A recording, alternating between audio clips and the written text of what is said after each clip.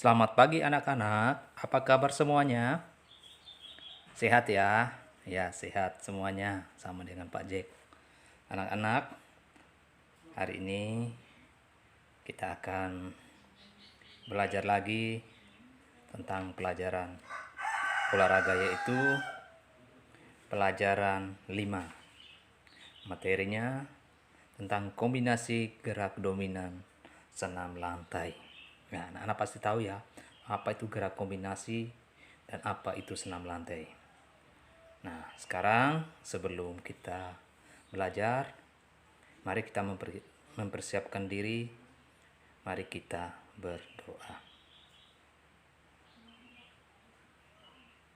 Berdoa selesai.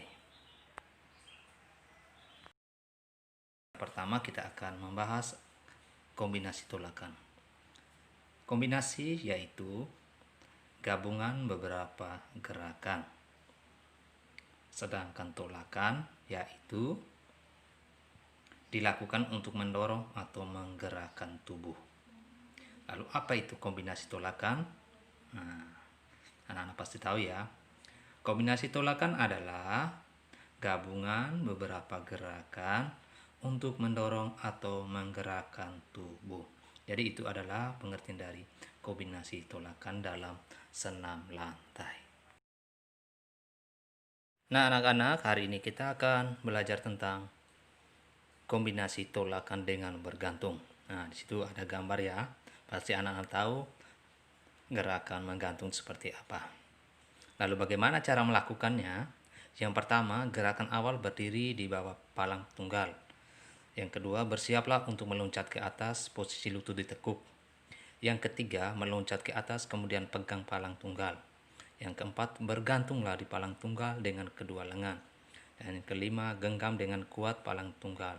Pertahankan posisi tersebut sampai beberapa saat. Nah, anak-anak, itulah bagaimana cara melakukan tolakan dengan bergantung. Bisa paham ya? Oke, kita lanjut. Oke, yang kedua kita akan pelajari tolakan dengan bertumpu. Pasti anak-anak tahu ya apa itu gerakan bertumpu. Gerakan bertumpu adalah gerakan menekan pada suatu benda.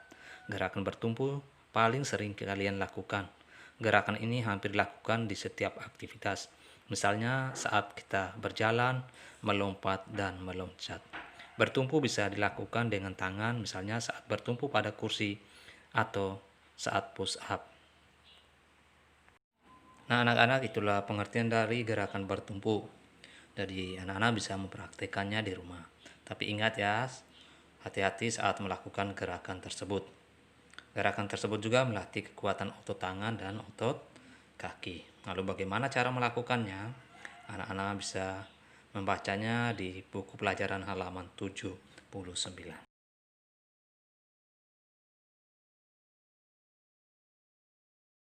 Gerakan yang ketiga yaitu tolakan dan berputar.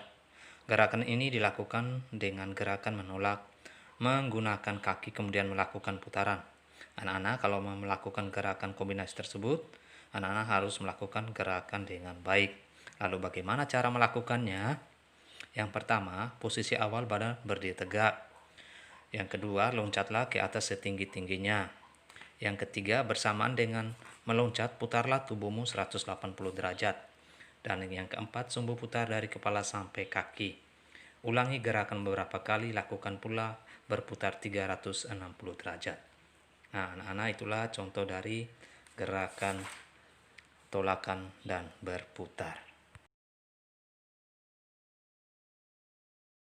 Anak-anak, sampai di sini mengerti ya? Itu adalah gerakan kombinasi tolakan. Jadi hari ini kita akan membahas kombinasi tolakan. Nanti pada pertemuan berikutnya kita akan membahas tentang kombinasi keseimbangan dan kombinasi bergantung.